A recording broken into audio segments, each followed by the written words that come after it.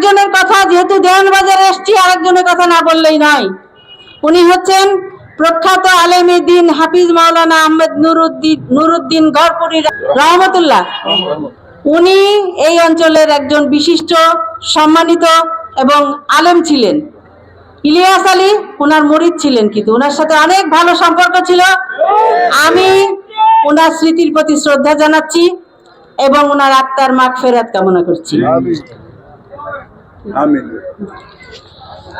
তো আমাদের কিন্তু আমরা বলি যে আমরা ভাবছি, আমরা সকলেই ভাবছি, যে বিষয়টা আমি সব জায়গায় বলছি, কিন্তু আমরা ভাবছি যে আমরা যেহেতু আওয়ামী লীগ নির্বাচনে নাই, আমরা এমনি এমনি পাশ করব। আমরা ভাবছি আমাদের ক্যান্ডিডেট দুর্বল, আমরা এমনি এমনি পাশ করব না, কিন্তু একদম এই কথা ভাবা যাবে না।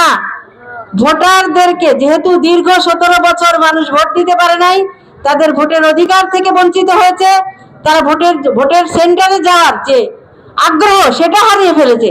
সুতরাং আমাদের জন্য বড় চ্যালেঞ্জ হবে সেই সব ভোটারদেরকে তাদের বাড়ির থেকে নিয়ে এসে ভোট সেন্টারে নিয়ে আসা এবং সুন্দর করে তাদের ভোটের ব্যবস্থা করা, ভোট দিয়ে তাদের বাড়িতে পাঠানো।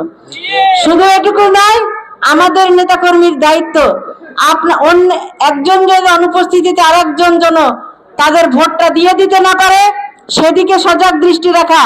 ভোটার ফলাফল কোনো অবস্থাতেই যেন প্রভাবিত করতে না পারে।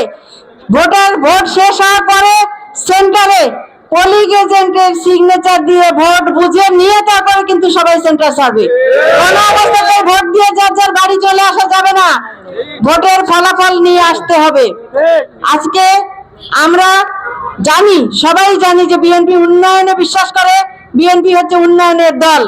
সেই উন্নয়নের দল হিসাবে বিএনপি যখন নির্বাচিত হয়, এলাকার উন্নয়ন হয়, দেশের উন্নয়ন হয়। আপনাদের বালাগঞ্জের যখন ইলিয়াস আলীকে ভোট দিয়েছিলেন বিএনপি ধানের শীষে, এই এলাকার অভূতপূর্ব উন্নয়ন হয়েছিল। অনেক রাস্তাঘাট থেকে শুরু করে কালভার্ট, বিদ্যুৎ সংযোগ, অনেক জায়গায় অনেক উন্নয়ন হয়েছে, সেটা আপনারা বালাগঞ্জবাসী সবাই জানেন। সুতরাং আজকে ওনাকে গুম করা হয়েছে কারণ ওনাকে রাজনৈতিকভাবে মোকাবেলায় ব্যর্থ হয়েছিল বিগত সরকার, এবং ওনাদের উদ্দেশ্য ছিল যারা সাহসী, যারা ভূমিকা রাখতে পারে সেই সমস্ত নেতাদেরকে গুম করে যাতে ওরা ক্ষমতাকে দীর্ঘস্থায়ী করতে পারে।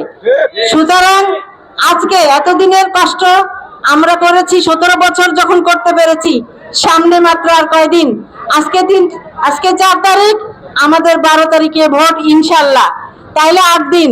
সেই 8 দিন আমাদের চোখ কান খুলে রেখে দিন রাত সজাগ থাকতে হবে। আপনারা দয়া করে পালাক্রমে যখন একদল ঘুমাবেন আর এক দল জেগে থাকবেন, এরকম করে পালা করে আপনারা আপনাদের ভোটকে পাহারা দিয়ে আপনাদের আমানতকে সঠিকভাবে আপনাদের বাক্সে ভরে সেই ধানের শীষকে বিজয়ী করে আপনারা বাড়ি ফিরবেন ইনশাল্লাহ।